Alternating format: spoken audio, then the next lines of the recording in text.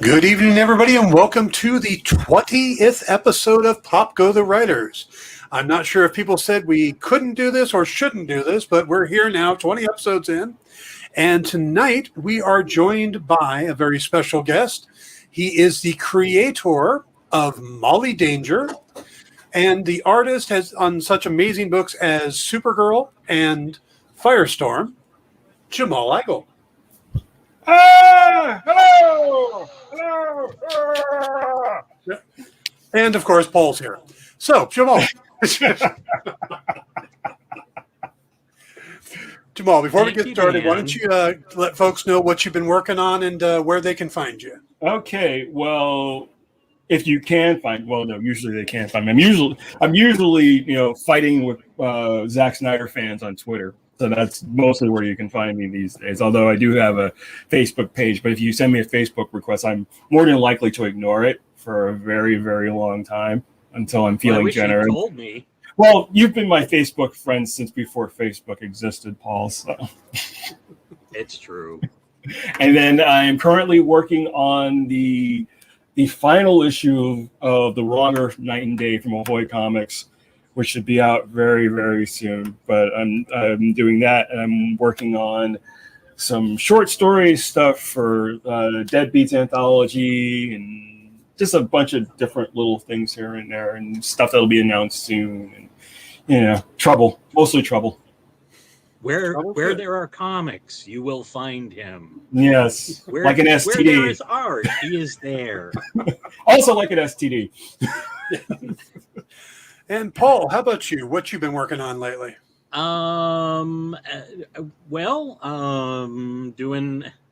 Doing the switching over to full-time comic shop management, in addition to working on the follow-up to the Eisner-nominated John Carpenter's Presents Storm Kids Stanley's Ghost.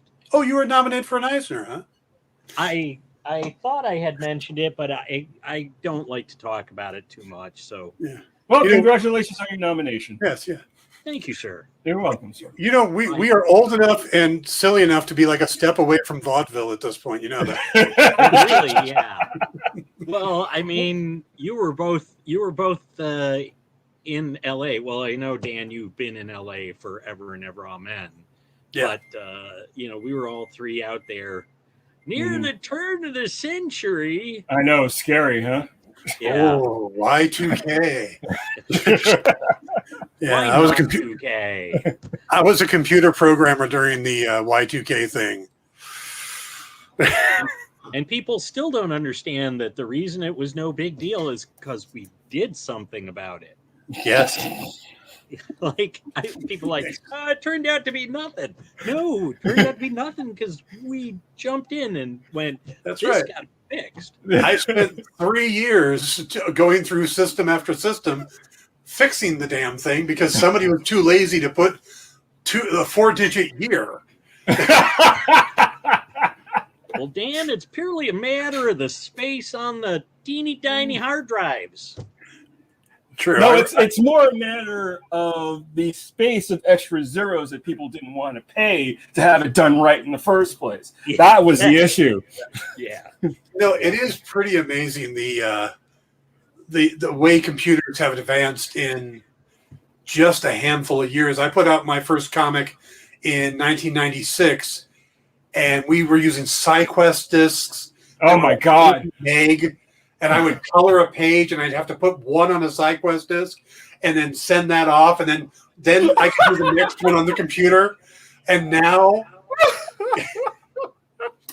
now I'm doing comic color. It's ridiculous. I am, as some people are aware, I have a 13-year-old who is now getting into drawing herself, and she's interested in animation.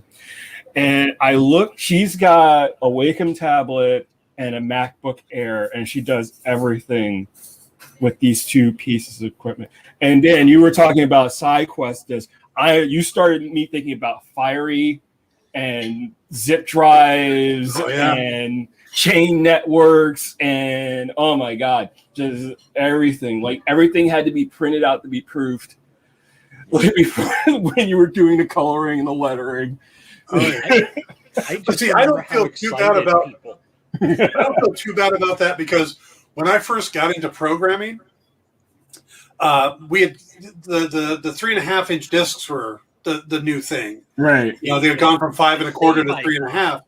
But I was working for Mount San Antonio College in their IT department, and one of the guys there used to run around the campus carrying the boxes of punch cards. Like, okay, I'm just that guy now.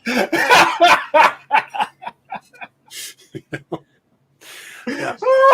Now, did we all remember to put on our Depends before we got on the air today? Depends? Yeah, yes, Grandpa. That's right. Yeah. Tonight we're going to talk about Reb Brown as Captain America. Actually, Paul and I have dueling Captain Americas on a racial matter because I just got this beauty. Nice. Wait, hold on. Which my local toy store only had 2 of them, and I wasn't going to do it, and I said, screw it. Might as well. The shop I'm running, it's got a couple, and I'm just like, stop it. Just stop. Because I've never collected action figures, really. Right. I've got a few that people have given me, but it's like, just don't start because you'll never stop. Whatever you do, don't fall for Hot Toys. Oh, too late. I had to stop because my addiction, I'll show you my addiction over here. My Hot Toys addiction was going a little nuts for a while. That's the original Avengers Hulk figure, the $500 one that came out. One of the few I'm missing. That is probably the most expensive Hot Toys that I. When the price went past $200, my wallet said no more. Yeah, I just picked up the Mandalorian deluxe figure. Yeah, and the red and black suit Spider-Man, the upgrade suit. Yeah, the Steve Ditko one, basically. Mm-hmm. Yeah, it's hurting, but yeah. So, Hot Toys is my addiction. Well, the Sam Wilson figure, the Marvel Select one, that's the compromise because I saw the Hot Toys was putting out a full size, like the 1/6 scale one, which was almost $600. Yeah, and I just repeat the same mantra that I started repeating when I saw the 66 Batmobile at the Sideshow booth in San Diego years ago. Said, I don't have the room, I can't afford it. I don't have the room, and I can't afford it.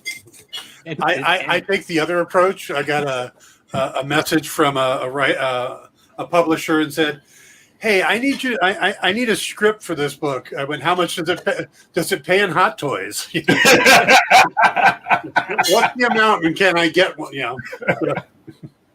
And apparently, Jamal, I've heard that people frown on not feeding or sheltering your child.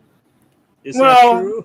No, yeah, that's what they tell me, but sometimes sacrifices they need to be made. Yeah, and she probably thinks they're cool too. So nah, they're daddy stuff. That's daddy stuff. That's wow. I'm old and out of touch. That's daddy stuff. For sure. The word you was today, I don't know. All right, now he's getting berated live. All right, why don't we get into, before we jump into Loki though, did you guys see the latest Shang-Chi trailer? Yes, I did. Very much so. Did you have the same reaction as I did of, is that Wong in the Abomination?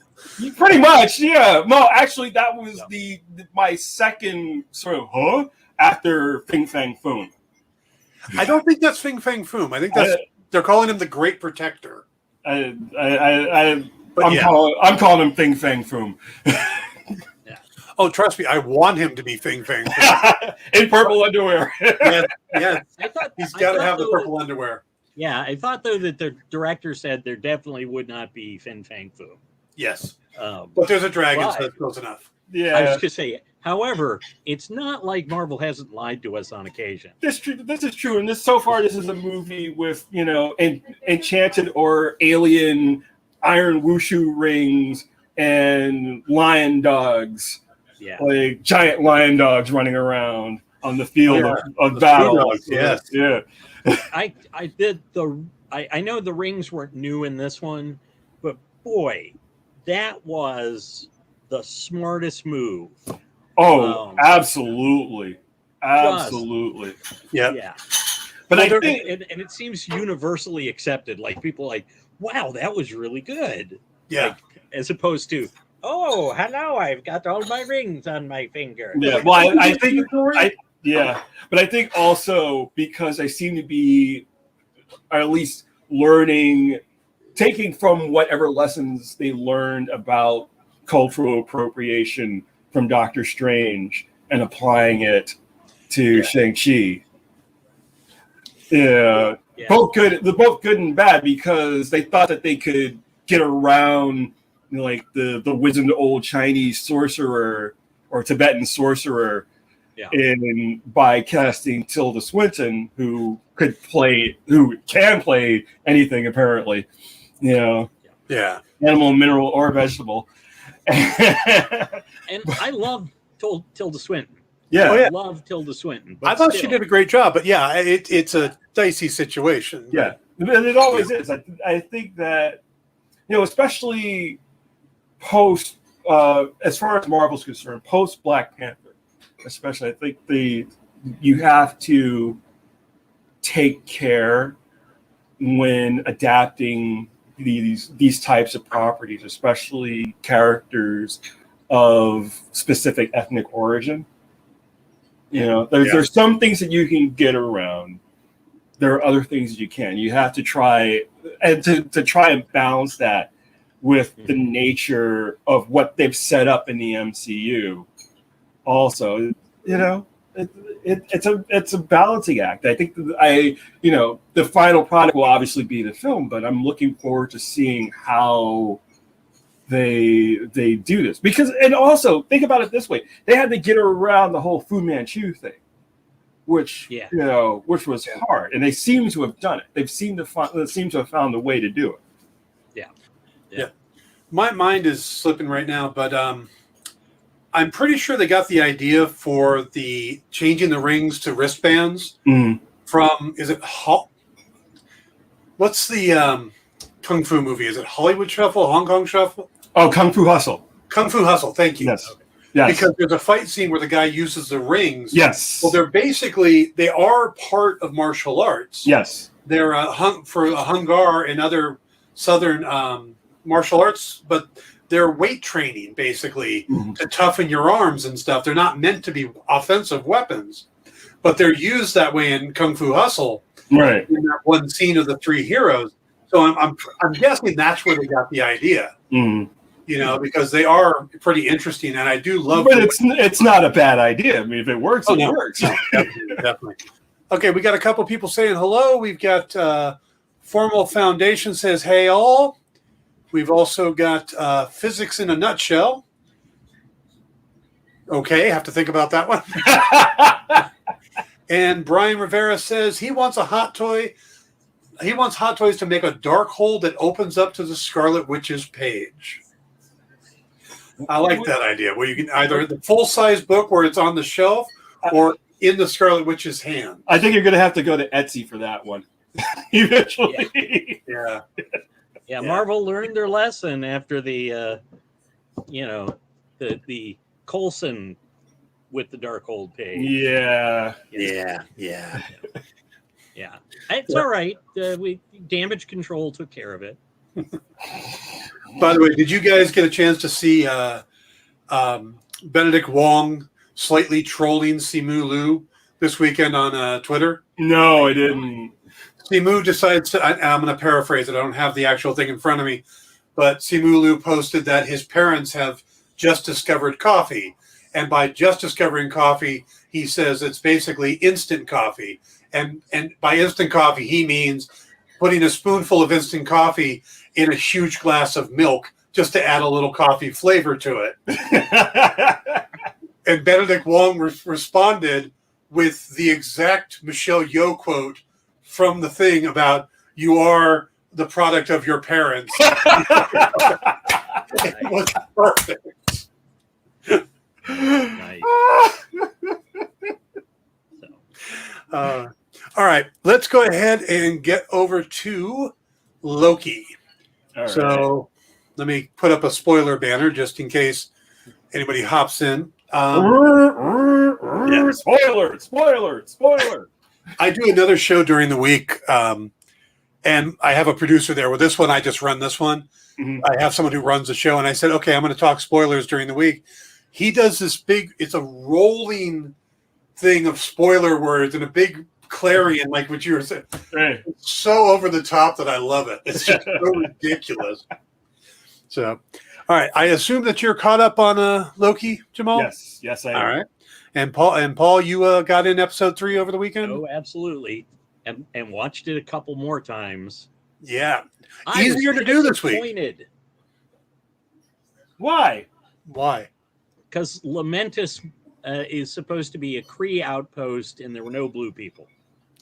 No, but it And looked like that's there my was. biggest gripe so far. That is my biggest gripe with Loki so far. They were supposed to be blue. Well, I mean, there are white-skinned Kree, so Yeah. Pink And skin. maybe Pink they skin, only pink send, skin. maybe they only send the pink skin Kree to the mining colonies. Oh, fair enough. But then where did all the rich people come from? Well, when a mommy Kree and a daddy Kree love each other very much. They They go do in front of the battle, great which is- intelligence. That's right. Not just great, supreme. Supreme, the That's right. Supreme Intelligence. That's yes. right. The Kree Supreme You Intelligence. can't. You Should can't the hurt Supreme a Intelligence Kree. have 3 No. girls behind him or 3 people behind him? Okay, so just because this doesn't happen often, I do want to take a bow. I got one thing right. I was right that the TVA are variants.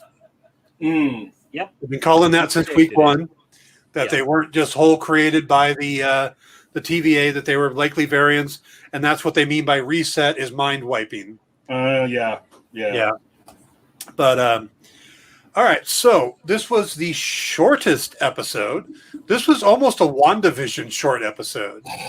You know, when you take off the 6 minutes for credits, it comes in about 35 minutes, 36 minutes. Yeah, I didn't even notice that. I mean, it's so packed with stuff going on, you know? Yeah, it was moving so fast that you felt like you got the full effect. Yeah. So, okay, I'm going to jump to the middle. There's a part in it that changed my whole thought of the episode. There's a moment where she wakes up at the table and Loki is singing and having a big party and he's no longer in his guard outfit. Mm-hmm. That was the most awkward cut. And from that point on, I suddenly wonder, is all of this an illusion inside her mind that Loki's doing?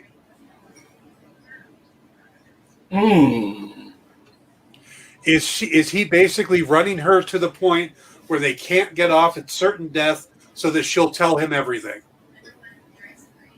Hasn't she told him everything already? No, she hasn't. She hasn't told him anything. She hasn't told him anything about herself. Yeah. Well, she said, you know, that she's been hunted by the TVA her entire life. True. And that she changed her name. So I don't know how much else she could tell him. Well, I did. Well, it was true. She did, but she also did tell him that she knew that she was adopted. Yeah. That they told the Asgardians told her from the beginning.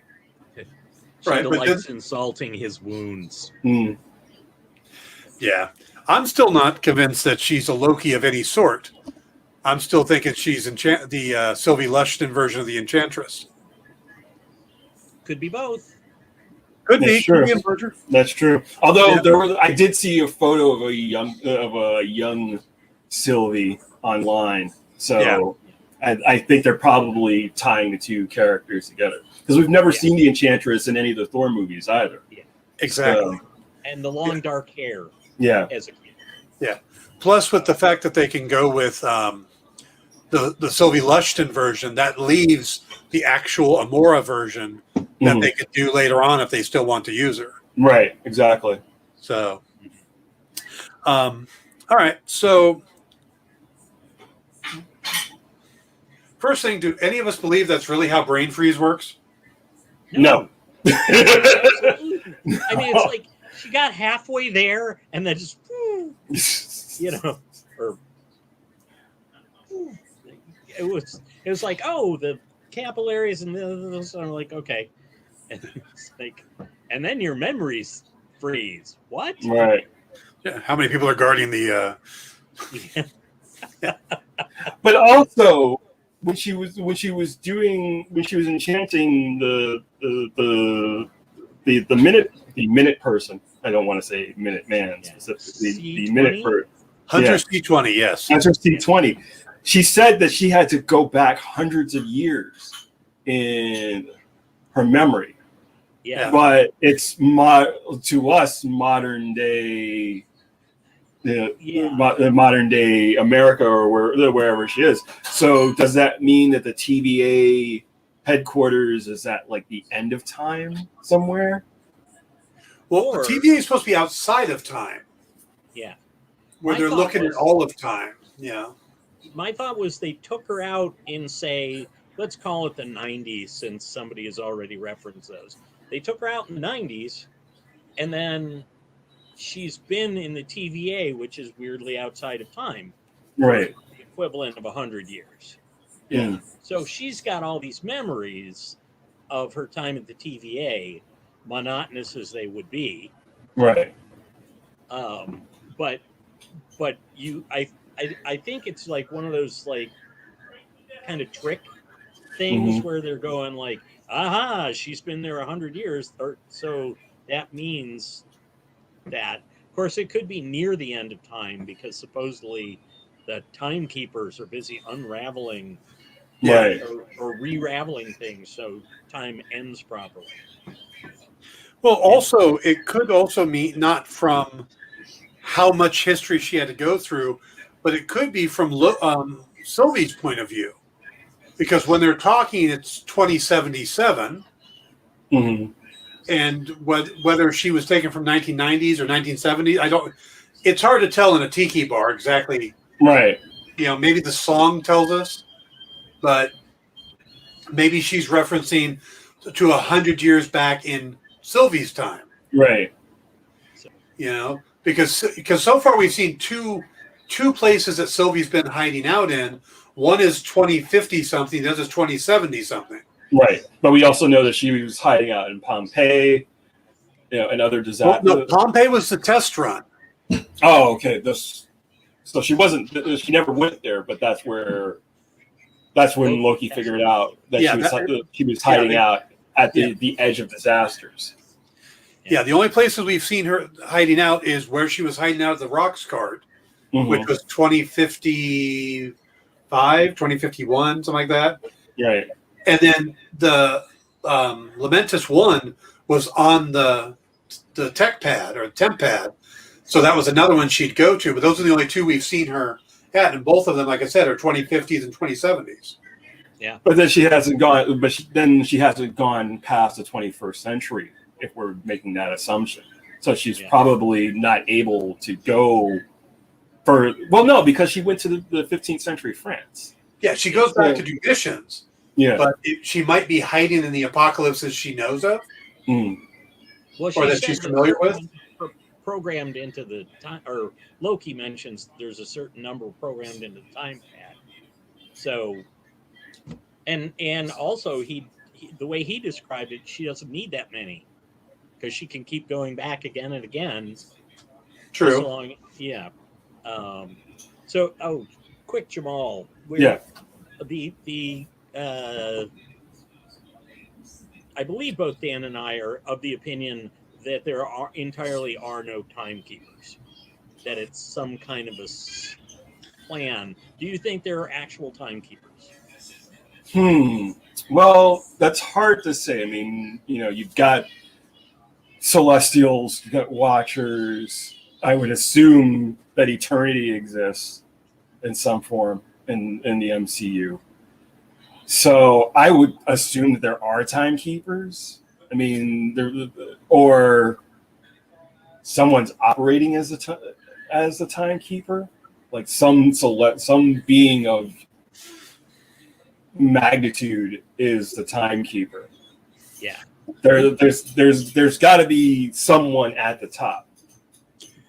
Well, we know that Miss Minutes was actually supposedly created by the Timekeepers or the TVA's PR department, propaganda department. So it's possible that the Timekeepers are part of that propaganda, and it's somebody trying to create a timeline that gives them the most power. Somebody like maybe Kang, and he gives them the Timekeepers and stuff. I have a lot of theories. I know, but I'm almost of the opinion, like, let's not lead into Kang so quickly. Let's, we've got to seek this out. I mean, we know that Kang has been cast. We know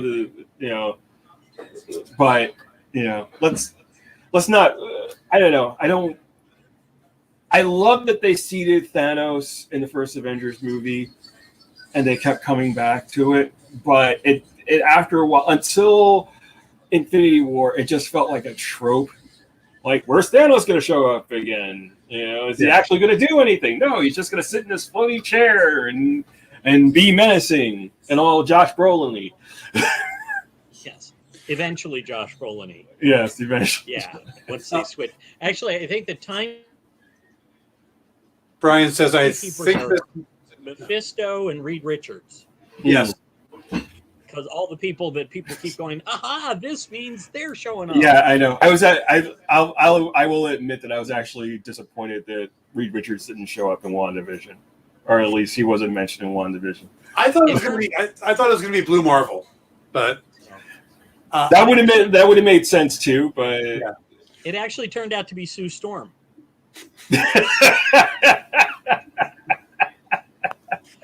Brian Rivera says, I was thinking Miss Minutes was more like an autopilot for the sacred timeline. Mm-hmm. Yeah, I could see that.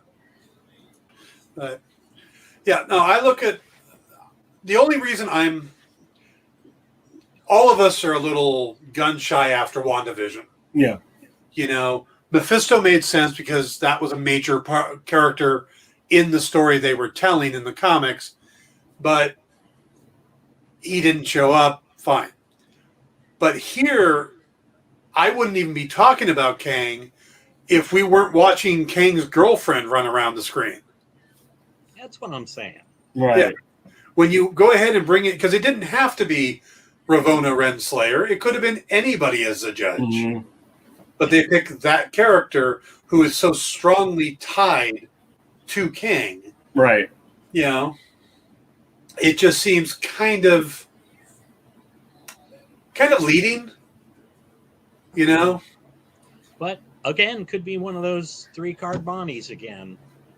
Absolutely. Yeah. Absolutely. Yeah, I mean, the bottom line is we don't know. We make suppositions and guesses. I was more confident in my TVA's variants and my thing about time travel than I am about it being Kang. Right. Because the bottom line is they can make it anything they want. They're the writers. This is true. Yeah. This is very, very true. Yeah. Maybe Miss Minutes is the only real authority there, and she's controlling everything. Which would be a nice swerve, actually. Yeah. Whoa. We'll go and bring this up. Loki would be way better if it was a different story and featured Domino the Joker. Why, hello, Gail. Hi. Gail doesn't seem to be a fan of Loki, of what's going on in Loki. Gail apparently, no, I guess Domino is still Marvel, but yeah. Will Cyclops show up with his heat rays? Well, I think Loki is all an attempt to open the door for the mutants So that so that somebody can troll Gale with Yeah. Evan Peters was a variant. Uh, Ralph Boner was a variant. All right, so there is an action scene in this where we get to where the arc is taking off. Dan clearly understands. You said the 3 magic words: Cyclops, heat, vision. Heat. yeah. So the scene itself was so just kinetically, just the feel of the scene where they're running through and they're trying to get to the arc. It was excellently done. It was well choreographed. It kept moving. It had a great pace to it.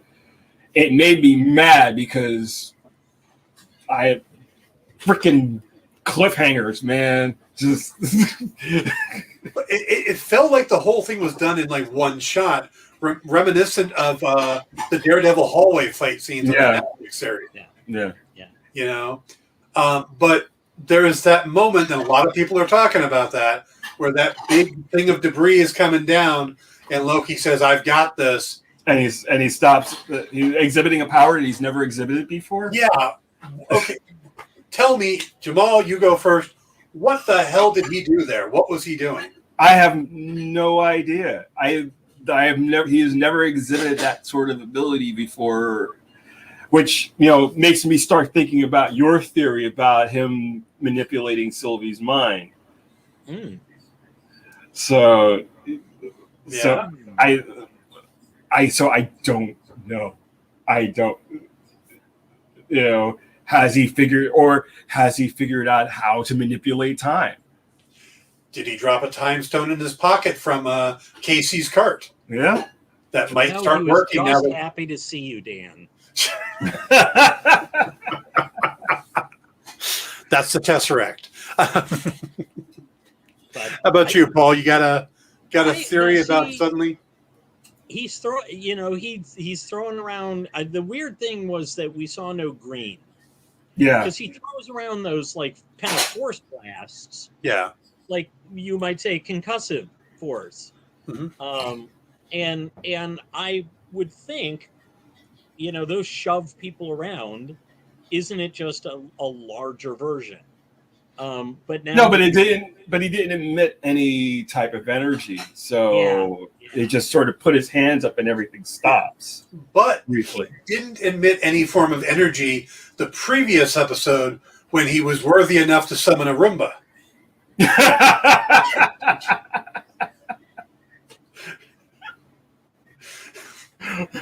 So he did show a little bit of telekinesis there. Yeah. Well, and it is weird though, because like if comics Loki did that, we'd go like, oh, sure, okay. Yeah.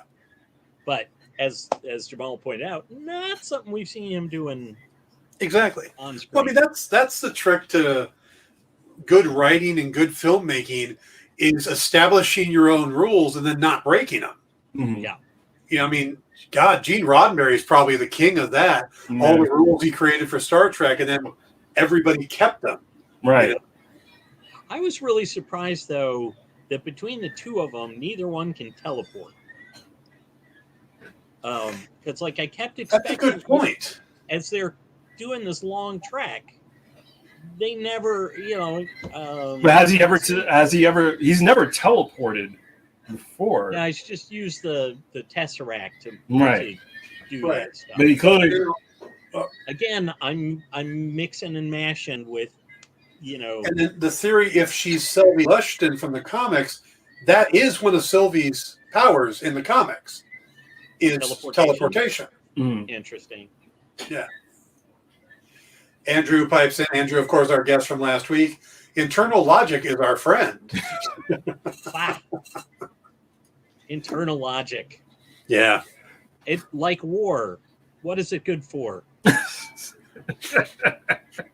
Don't sing anymore. We'd have to pay the money for it.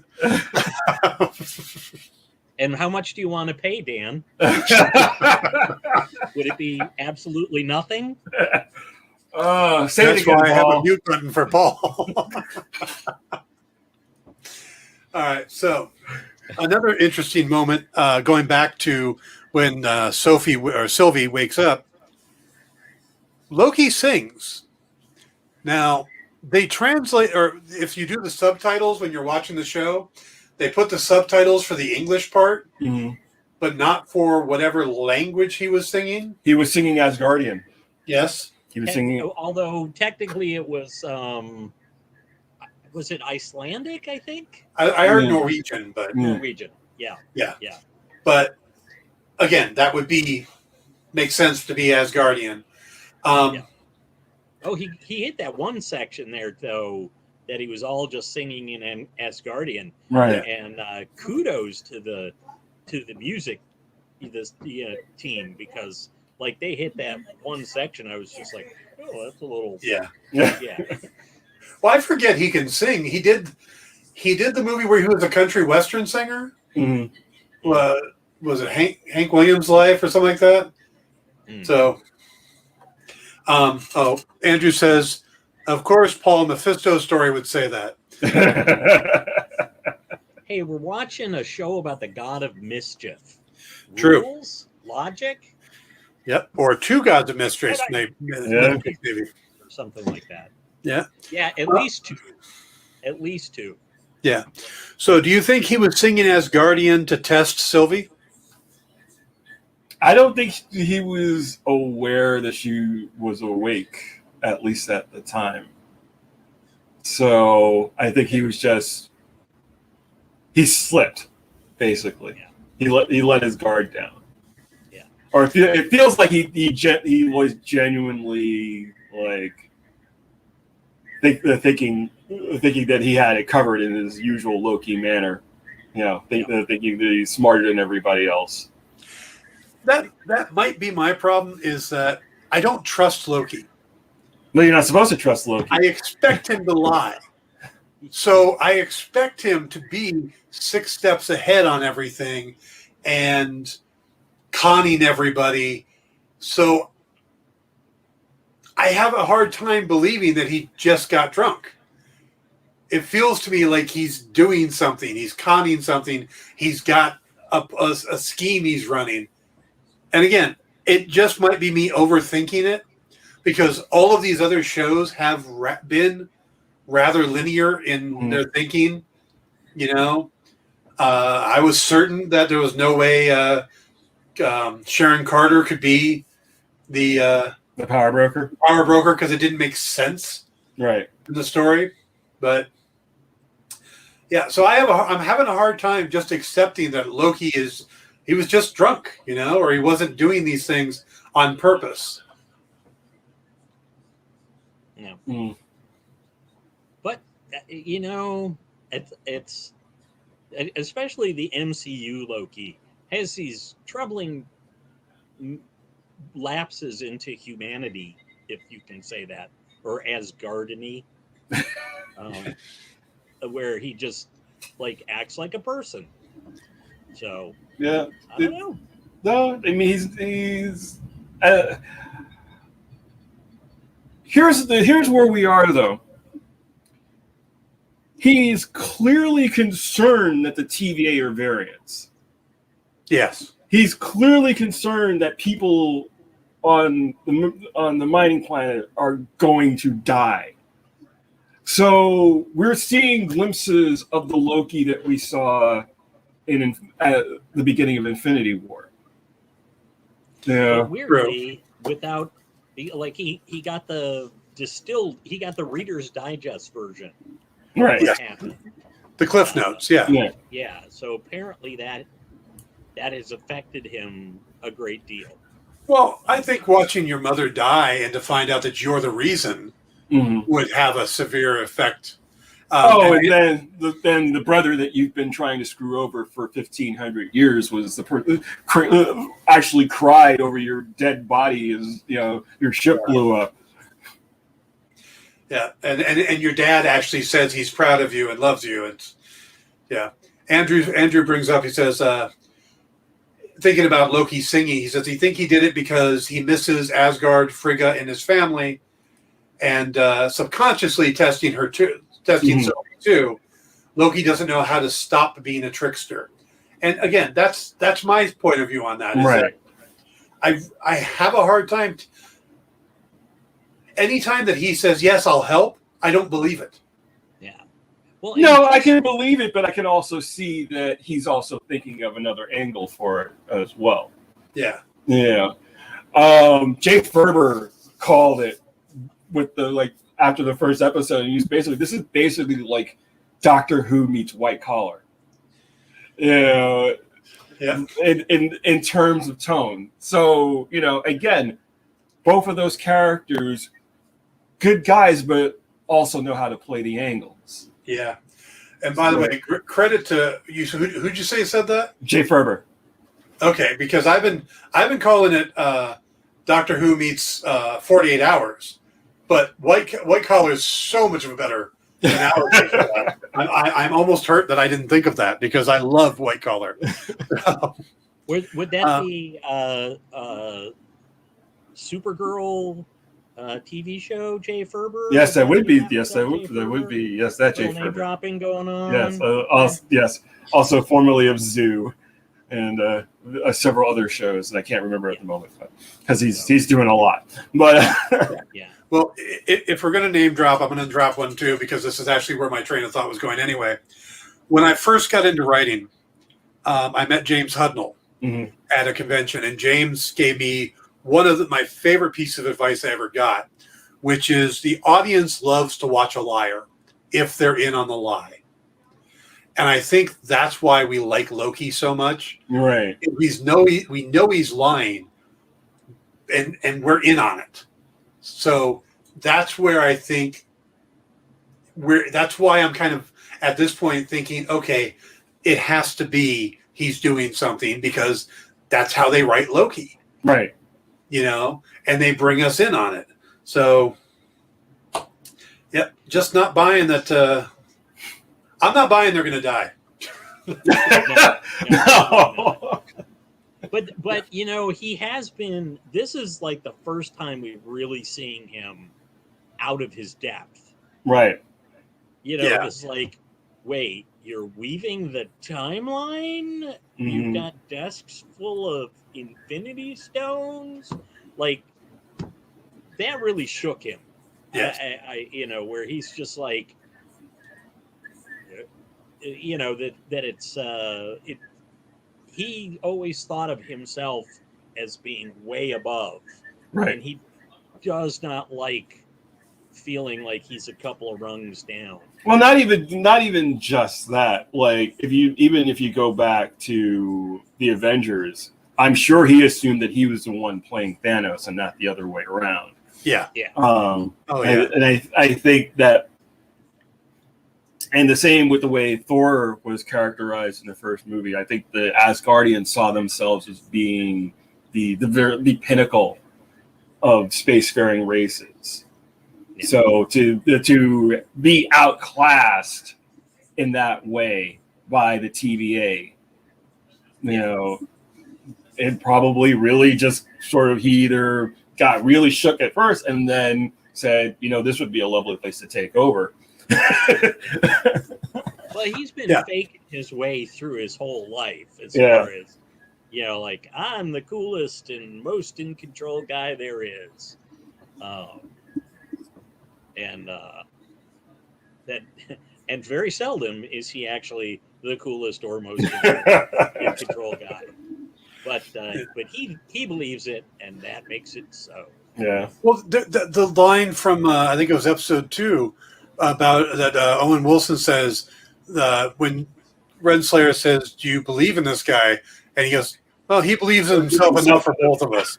Yeah, he's really arrogant. Yes.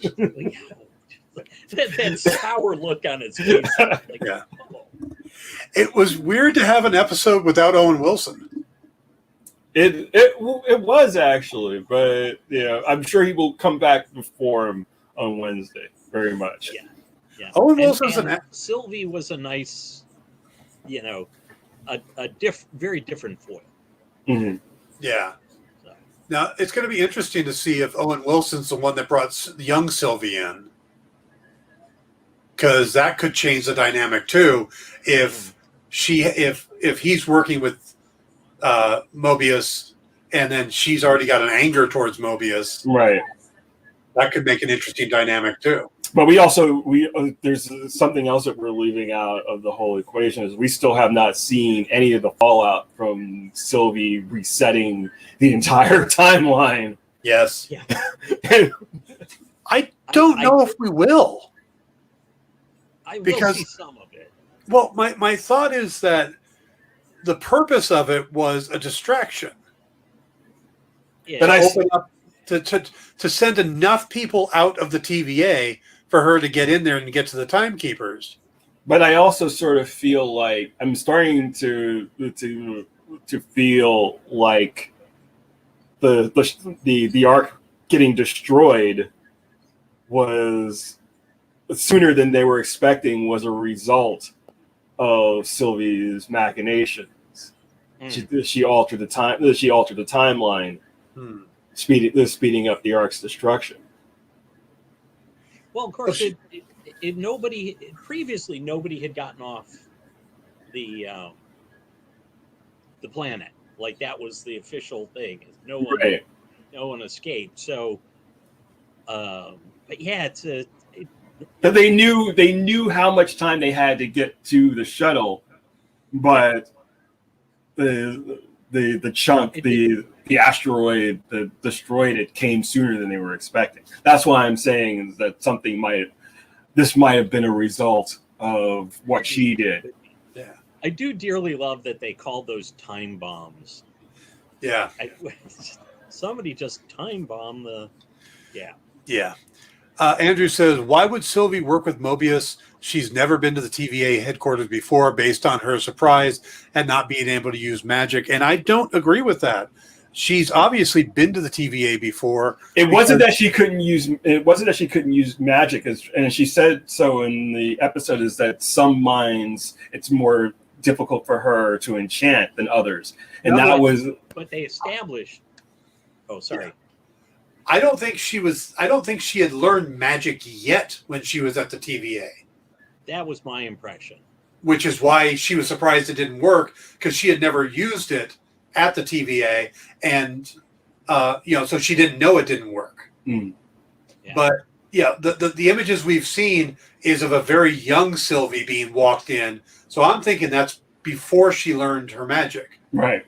Because whether she's a Loki or Sylvie Enchantress, the magic isn't like Wanda, who had it at birth. Well, Sylvie Lushton in the comics woke up with it, but it's something she had to learn or teach herself, so she wouldn't have it at that young age. Yeah. So Brian suggests that this is a scenario that invokes the Nightmare Department. Fair. That's one I'd like. Are they going to pay that line off to find out that there's other departments in the TVA, or besides the TVA, there's the Nightmare one? Yeah.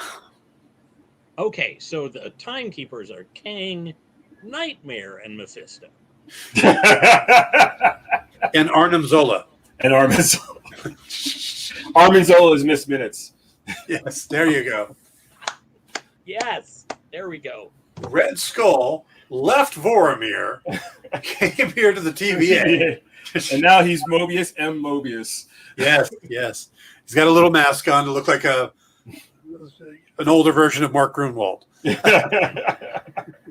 Because he lost his Hugo Weaving mask back to World War II. He did take that off. I mean, Yeah. He did. and wasn't very gentle about it. No. No, but then it also fell down into the flames. So Yeah. You think if he got a new mask, it's going to look like Ross Marquand? nice. Probably, yeah. Could be. Probably. So, Actually, Weaving said he would come back. It's just they couldn't work out a deal for him to show up for that that little bit of time in the Avengers movie. So I guess if they did do something big with Red Skull, he would be interested in coming back. See, that was as much as I love the Winter Soldier. That was the only thing that disappointed me, is that Robert Redford's character didn't pull off his mask and show up as the Red Skull. Yeah, That would have been awesome. because he didn't call himself Del Rusk. Yeah. So, and by the way, Andrew, Mephisto forever.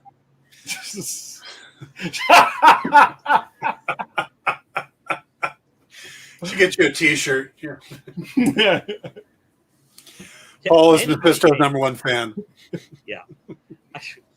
Actually, I want now to see Loki, old Loki, and Mephisto in a John Buscema slouch off. They're sitting on their thrones going like, Just doing the. Yeah, Oh, those are perfect. Yeah. Yeah. By the way, Andrew agrees with you, Jamal. He was so hoping it was Red Skull. that was the only thing that my little nerd heart was just like, oh, they didn't go there. They could have gone there. It would have been so cool if they found a way. And then they could have made it. Actually, they could have made it the Ross Marquand, and it turns out he was the Red Skull from the 50s, who was actually a fake communist pretending to be the Nazi. Right. Because communists pretend to be Nazis. That's just normal. The fear factor. That kind of thing doesn't happen in real life. Yeah. Totally different ideologies. All right. So since we brought up Robert Redford, and since we brought up Mephisto, and one of the popular casting on Mephisto was Al Pacino. Oh, come on. Really? Just because he's played the devil before. And he's met with Marvel. Oh, that's right. There was talk about that. Yeah, he did talk about that. There was something. And there was talk that Mephisto was going to show up in the Thanos saga. So what we need is Robert De Niro as Louis Cypher. And he could turn out to be Mephisto. Yes, that was an Angel Heart reference, people. I know. Yes, I know. Where's that mute button again? That was going to be my question is what celebrated older actor do you think needs to be brought into the MCU now? I mean, we're getting we got Glenn Close. We got Kurt Russell, Robert Redford. Stallone showed up. Michelle Yeoh, Ving Rhames. Yeah. So even if it's a cameo, who would you like to see pop up? Oh, that is a really, really good question, actually. Oh, Joe Pesci as Pip the Troll. Jesus Christ.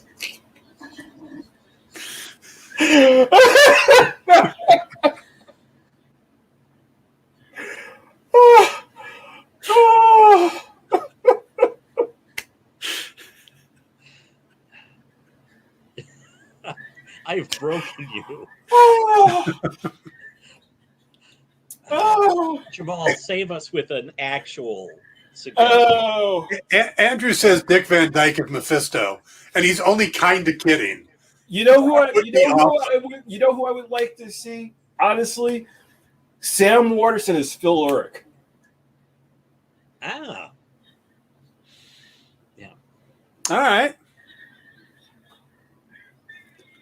Okay. Oh, I was gonna say Angela Bassett, but she's already been T'Challa's mom. Yeah. David Hasselhoff even popped up. Yeah, that's and not as a variant of Nick Fury.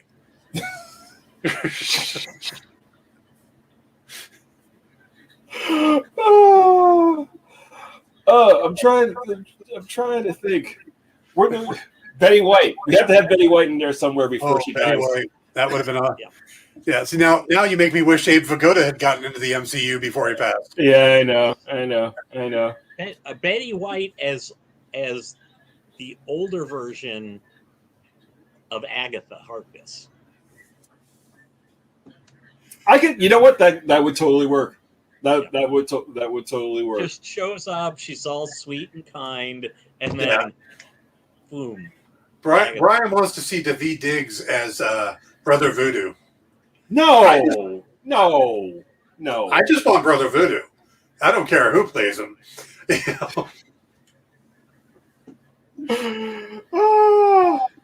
I could see. I would rather see. Who would I rather see as Brother Voodoo? I could. Honestly, I could see Tay Diggs more as Brother Voodoo than Daveed Diggs, to be honest. Okay. Ron Funches? Okay, we're going to do some magic now. I mean, let me just get this worked out. Oh, I'd love that. That's great. I love Ron Funches. He's great. he is tremendous. Yeah. All right, so speaking of actors joining the MCU, since Richard, I got one. Okay. I got one. Leslie Jordan as Willie Lumpkin. Oh, nice. I could see that. That could totally work. Though because I have your mail, Dr. Richards. It's right over here. And that is the postman that Sylvie had a relationship with. oh.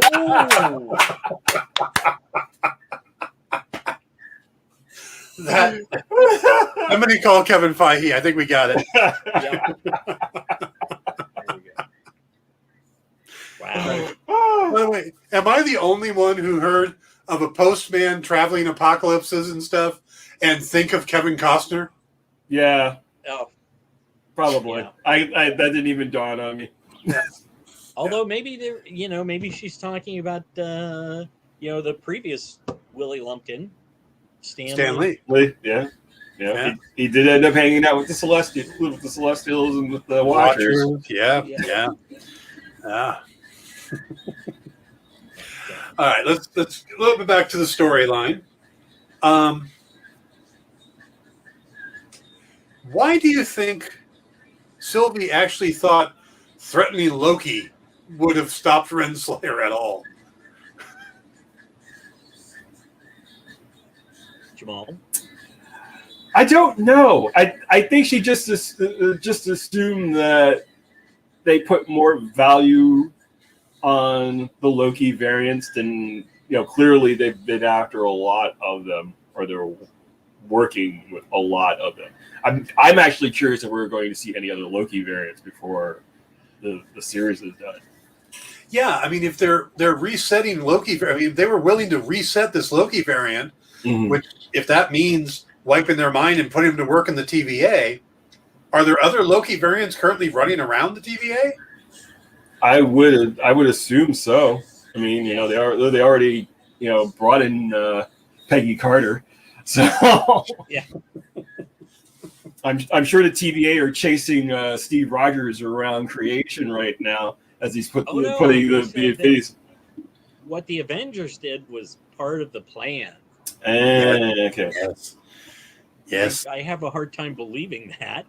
So do I, actually. I think it was just like, we'll just paper over that real quick so that we don't have to deal with that. Suddenly the timekeepers are Urkel. I meant to do that. Did I do that? Yeah. No. Brian says, I don't know what character, but Peter Stormare needs to be in the MCU too. Ooh. Yes. Who would you cast him as? The Silver Surfer. Actually, I'd like to see Peter Stormare as Nightmare. Ooh, that'd be interesting. Yeah. That's. I could definitely see that. He'd be an interesting Doctor Doom. Oh, he would. I'd hate to scar his face, though. It's not permanent, right? It's just makeup. I keep getting that confused. Yeah, they're not going to heat up the mask and then stick it to him in the makeup trailer and let it singe. They just have it sitting on a hot plate. Yeah. Heating up. Now, this might sting a little bit, Pete. Yeah. Yeah. See, Andrew says Mephisto, but I got to tell you that seems too on the nose. He's been there, done that. Yeah. Yeah. Yeah. So So Shuggoth, or who's the one they're talking about now? Shumagorath. Shumagorath. I keep wanting to say Shuggoth. I keep wanting to go with Cthulhu Yeah. or Lovecraftian name, Shumagorath. Though, doesn't have a face. If you can't see its Well, mostly Pedro Pascal does it in The Mandalorian, and that works fine. yeah, but he's basically an eye with tentacles. Shumagorath. Oh, I thought you meant Pedro Pascal. Yes. I see the Mandalorian very differently than everybody else. Maybe I shouldn't have taken all those mushrooms before. So Grogu was floating things way before the second episode, huh? Yeah. And I don't know why people keep talking about him looking like Yoda. He's just a little guy. Reminds me of Gilbert Gottfried, really. Gilbert Gottfried in the MCU. Diablo. No, they should have gotten Gilbert. Stunt casting almost, but they should have gotten Gilbert to play Howard the Duck. I was just thinking that too. Oh, there you go. That would have been good. So. Andrew says he wants Lena Headey to play Dr. Doom, but as Victoria Von Doom. I'm all for that as long as, we get. But again, I don't want flashbacks of her just being Lena Headey. Yeah. That's hard. You don't want to scar that face, and No. Though, Kostu Waldor, the one that plays her brother. Yeah. Oh yeah. Love to see him come into the MCU too.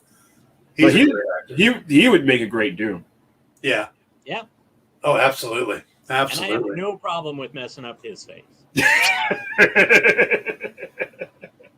I kid, Nicola. Scar that face. Have you seen Dread? Yes, I have seen Dread, but they didn't have her in 100 pounds of body armor and prosthetics. Yeah. True.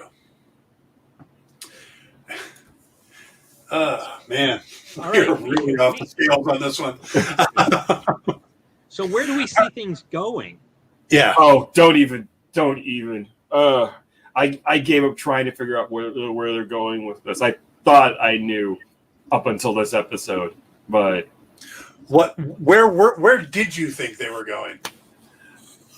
I thought it was going to stick with the whole merry chase across space and time, with the Loki variant just barely getting away, and then but Loki's still playing. I mean, he's still going to play the TVA. Ultimately, yeah. I mean, we've seen glimpses of that in the preview material before. Good night, So, Papa. good night, Bubba. Good night. See. Aww. So I still see that angle, but I think it's probably going to lean more into Loki being more altruistic and seeing this as liberating the variants of the TVA somehow. Yeah. Yeah. Maybe break the hold and raise them up as his army, because they're going to be mad. Yeah. True. They're going to be a little upset that they're variants. Yeah. We still haven't seen President Loki yet. So right. With his USA pins and stuff. So very true. Yeah.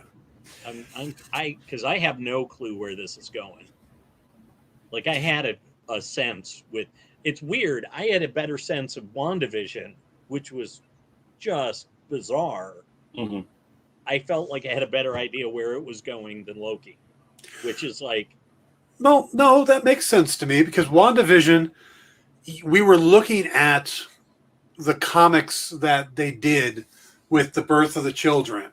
So even though we had this strange format and they were going these weird directions, there was still the through line that appeared to be there. And they did follow it in a lot of ways. So the rough outline was there from the comics. Right. With Falcon and Winter Soldier, we knew a little bit of what happened with John Walker. We knew the fact that Sam was going to end up with the Shield. So we could kind of guess when we found out Carl Lumbly was going to be in there and what he was going to play. You could start seeing not exactly how the pieces were going to pull together. But the broad strokes. Yeah, you could see the puzzle pieces. There is almost no source material for this show.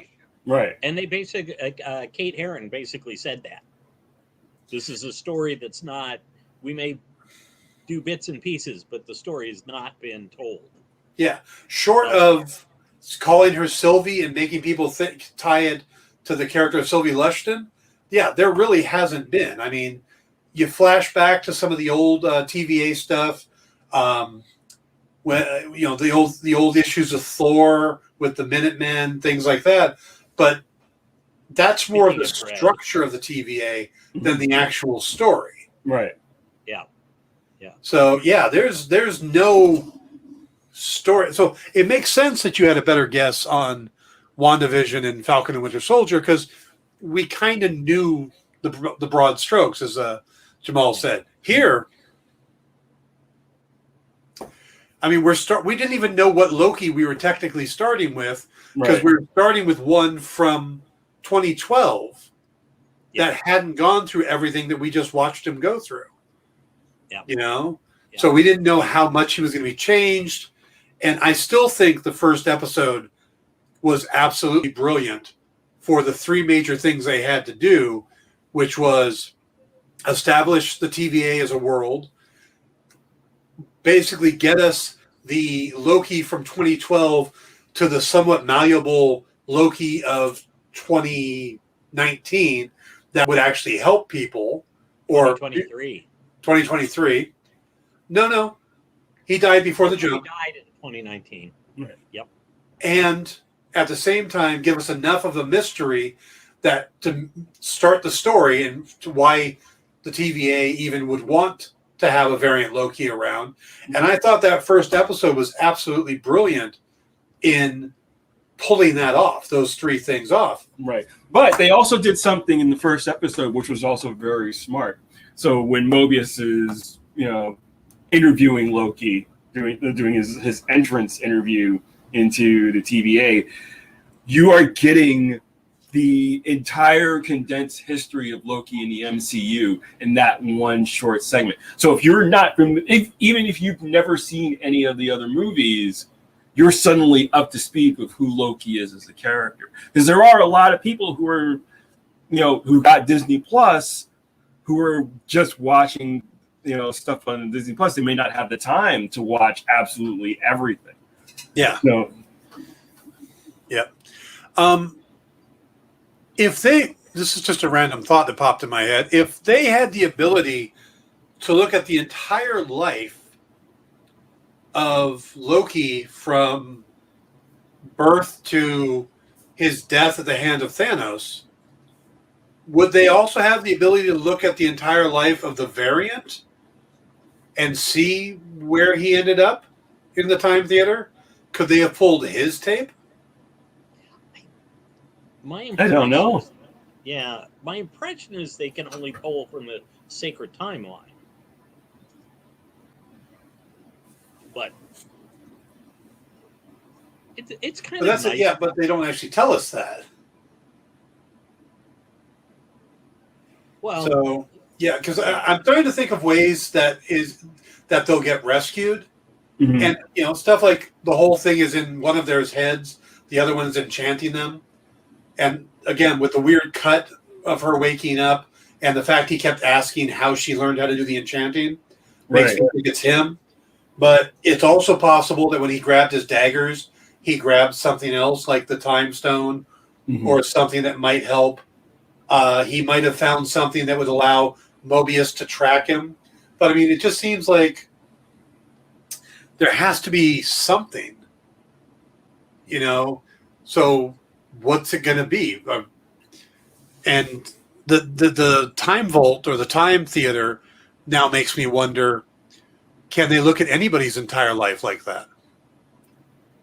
I think they can, but I think that it's only if they're in that room. I don't think I don't think they have like absolutely everybody's timeline. Like, you know. But that Loki wasn't in the room. That Loki wasn't in the room. A variant was. That's true. But that's the sacred timeline Loki. Was that they've got the thing. So maybe they, in that gigantic netherworld, they've got tape on everybody. But even the Time Variance Authority doesn't have, no pun intended, time to look through everybody's life. If they just store it and look when they have to. Right, but I think part of it is that if you think about it, the TVA is like Paul said, the TVA is only concerned with the sacred timeline as they know it. Sylvie has created a multiverse through her actions. So if their whole job, the TVA's whole job, was just to maintain that one universe and the flow of time in that one universe, they keep it from branching into the multiverse. And I think what we're going to find is this is going to be a lead into What If more than anything else. Well, that's interesting. Because I've heard a lot that What If is going to be completely standalone and it's just going to play with the movies. But again, Marvel lies. Yeah. But it can be both though. It can be the show itself can be standalone. But for the people who are just fans of the MCU who don't read the comics, having that direct line from Loki into What If. Doesn't What If come out in like August or? Yeah, it's soon. Yeah, it's soonish. So, Jamal, we got a nice little comment here from Nick Barucci of Dynamite. Hey all, hi Dan and Paul. Nice having Jamal on the air. Jamal is one of the best and smartest creators in the industry. Thank you, Nick. Tell him that, Nick. Yes, he can. Yes, he can. Shut up. Don't listen to Paul. I've seen what happens when you compliment Jamal. Right. So, Jamal, go ahead and start working up a Red Sonja story now. Okay. Maybe some Vampirella. Yes, I need a couple of variants in order to do all of this work right now, as it is. So, I want to get like one of my smarter, more successful, better looking variants to do stuff for me.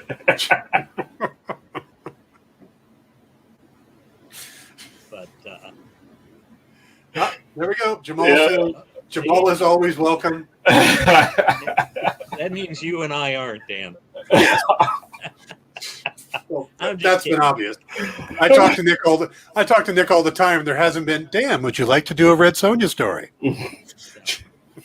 Well, I'll do what I've been trying to do my whole career, trying to ride on Jamal's coattail. Oh, stop it! So I can go like, yeah, Jamal, I'll help you out with that.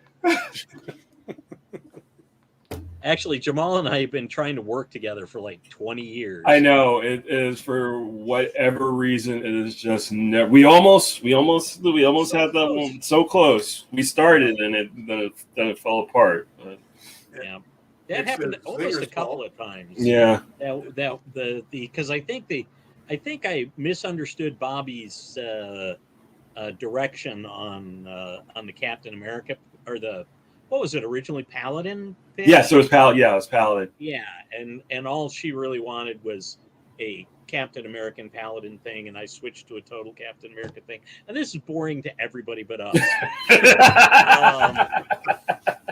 Yeah, I love the idea of Paladin's one of the characters I wish they would do more with. Oh, so do I. Paladin perfectly works, especially for the Disney Plus format. It completely works. Yeah.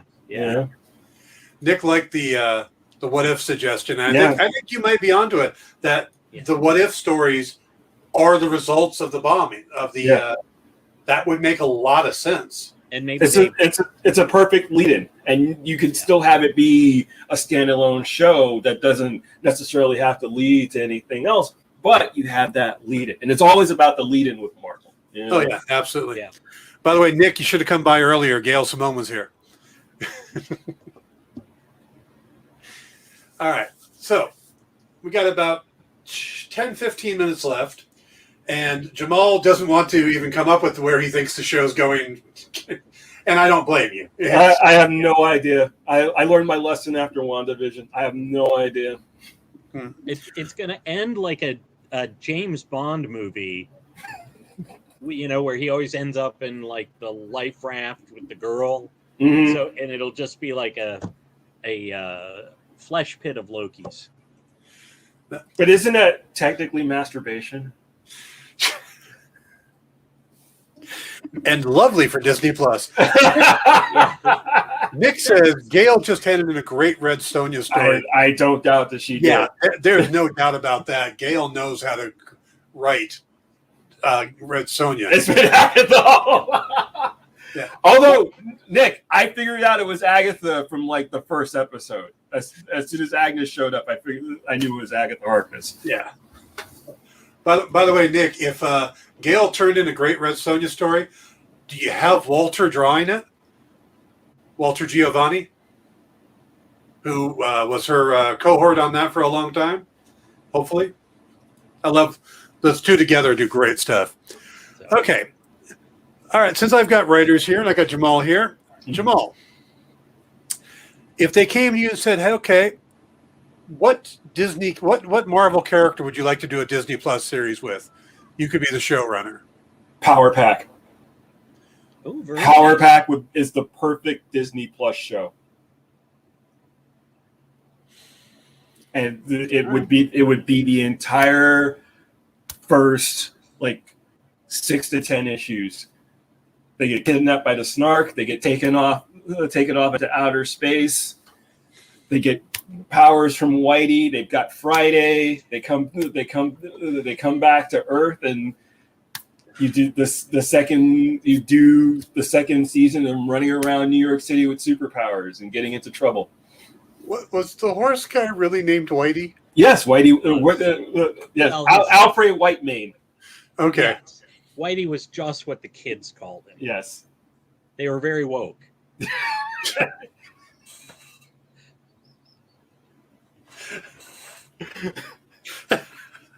I'm sure the first draft of the script is called him Honky. Well, and when you think about it, from what they have, what they've revealed so far as far as the Disney Plus product goes, the only show that they really had that is going to appeal to younger viewers, besides What If, I think, is Miss Marvel. So you need another kid-friendly Marvel property. Okay. All right. Nick agrees, by the way. He thinks Power Pack would rock and Spider-Man would appear. That could work. I could totally see Tom Holland showing up in my Power Pack show. Yeah. Paul, how about you? What Warriors. Another good one. Yeah. Original team. Mm-hmm. New Warriors. Night Thrasher, Nova, Namorita, Speedball, and Firestar. Speedball was Steve Ditko's last creation for Marvel, right? Yeah, I think so. Yeah. It was. Yeah. Was it him or is it a? It's a Ditko creation. I just don't remember if he did anything after that. No. I think that was the Speedball and Niles were the last, like Niles the bouncing cat were the last. Follow along. Like no raid. Could do the the theme song. Oh, and in the NCO, this is true. Speedball would not become a villain, which was one of the dumbest things that they did. Is he a villain now? No, he was a villain. He was a villain for a while. He became a character called Penance. Yes. Oh, see, and I didn't realize After he Penance blew up was the a town villain. or whatever it I was. just thought it was him with the costume. Little Squirrel Girl. Is it Squirrel Girl like part of like the Avengers, like the Avengers Next or whatever, like the Young Avengers show that they were doing on the Disney Channel? Yeah. Oh no, he's saying because of Steve Ditko. That's right. Ditko did the first artwork for Squirrel Girl too. Oh yeah. So, but I think that was probably the same run, wasn't it? Like those in the same run of Speedball where Squirrel Girl was introduced. was it? I thought she showed up in an Iron Man for some reason. But well, Paul, do some typing. Let's see. Yeah. Quick Google search. yeah, Squirrel Girl. SQ. Yeah, no, we know that Ditko created Squirrel Girl. That's why I'm trying to remember if she appeared in Speedball or if it was in something else. Yeah. first appearance was in Marvel Superheroes Winter Special. Winter that doesn't help. 1991. Okay. Yeah. Plotted and drawn by Ditko, scripted by writer Will Murray. Okay. All right. So So, I guess I need to answer my own question. oh, see, and there's Nick has jumped right on it before I did. Yeah. He knew it was. As you guys were talking, I was thinking to go a completely opposite direction from you guys on a Disney Plus series. Dominic Fortune. Go old school spy. Ooh. Yeah. See, Okay. I'd also love to do Werewolf by Night, but I don't see Disney Plus doing a. No, I think they'd probably put that on Hulu. Yeah. Yeah. That's where they put Hellstrom. Yeah. Yeah. So. Yeah. By the way, I'll my first answer is always Daredevil, but they've already done Daredevil on Netflix. Yeah. But so Daredevil What would would they always be but Dominic Fortune, I think, would be a fun, unique thing in the MCU. Yeah, especially if you did him back in. Yeah. In the 30s, 40s. Little James Bond, little Indiana Jones. Yeah. Oh, can I just do like a minor name drop here because this was so. I found out that a guy that I went to grade school with, Cliff Charles, was actually the cinematographer on Cloak and Dagger for Freeform. So, and which was funny because Cliff was the guy that, like, I would draw comic books in school with him. Like, he would like trace stuff out of like old copies of Legion of Superheroes, and we'd like make up our own like superhero, like do our own comic book stuff, and constantly got in trouble. So, by the way, Nick's got it nailed. He's got Speedball was 88, Squirrel Girl was 90. okay. So those would be the last two things Ditko did for Marvel. So, wow, just completely lost my thought there. You were talking about stuff you would like to do. Yes, if you were the showrunner. Oh yeah, but Dominic Fortune was the one that came to mind on that. Yeah. But all right, do you think? Let's throw this one out here. There's constantly rumors online of Daredevil popping up in No Way Home. No Way Home. They've talked about him in She-Hulk. Right. Now they talk about him showing up in Hawkeye. I'm thinking this is like 99.9% just fan fantasy. Oh, absolutely. Because Hawkeye's already completed shooting, and you haven't seen who's the actor that played Daredevil? Charlie Cox. Yes, you haven't seen Charlie Cox anywhere on set at all when they were shooting in New York, especially. I think this is just a lot of this stuff comes from like heroic Hollywood, and we've got it covered, and all those jackasses. So throwing out clickbait, and every time I turn around, what was the one that I saw? today, Michael Keaton has signed on for three more DC movies after The Flash. Yeah, he's going to be the main Batman in the DCU going forward. Utter nonsense. Yeah. I don't trust anything until it's in the Hollywood Reporter or Variety, and even then. I want to hear it from Feige himself. I know, right? Yeah. I know there's an interview that Kevin Feige says that he really loved Charlie Cox as Daredevil, Vincent D'Onofrio as Kingpin, John Bernthal as Punisher, and Kristen Ritter as Jessica Jones. He doesn't mention Mike Coulter. He doesn't.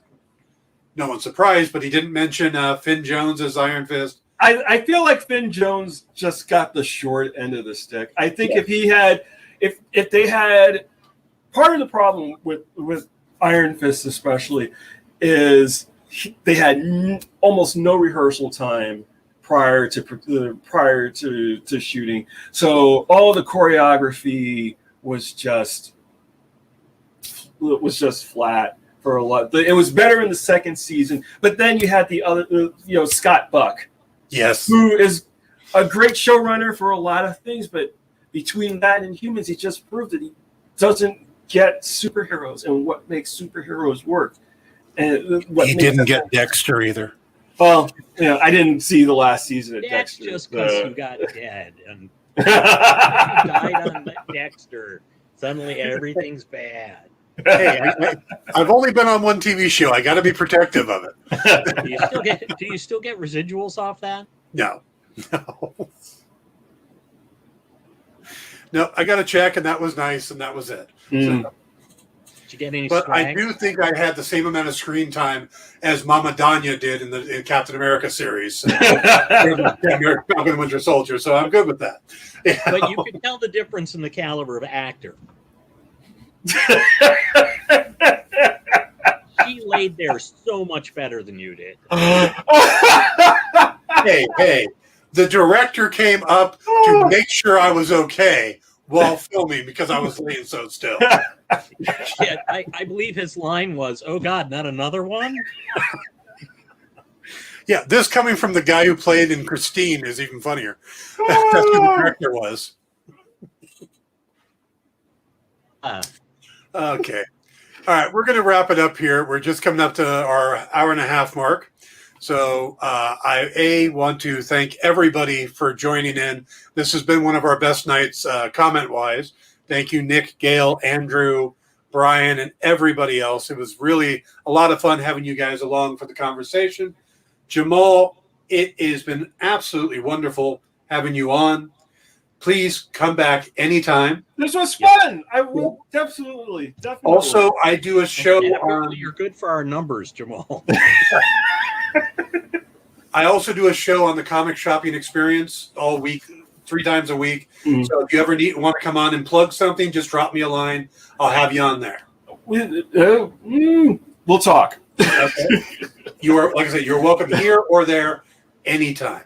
But thank you. Please, again, remind people where they can find you online. You can find me at jamaligle.com, and that will lead you to all the social media, Instagram, Twitter, Facebook, what have you. If you follow me on Twitter, I will keep you entertained. It's true. I agree. Paul, where folks can find you? Storyville.com, at Storyville on Facebook, Instagram, and Twitter. All right. And me, if you're watching this, you're probably already following me because this is on Facebook, on Twitch, and YouTube. But all my social media is just my name, Dan Wickline. And you can see me during the week on the Comic Shopping Experience 3 times a week for the Dan Wickline Show, 2 p.m. Pacific, Tuesday and Wednesday, 6 p.m. Pacific, where we do Loki spoilers on Thursday.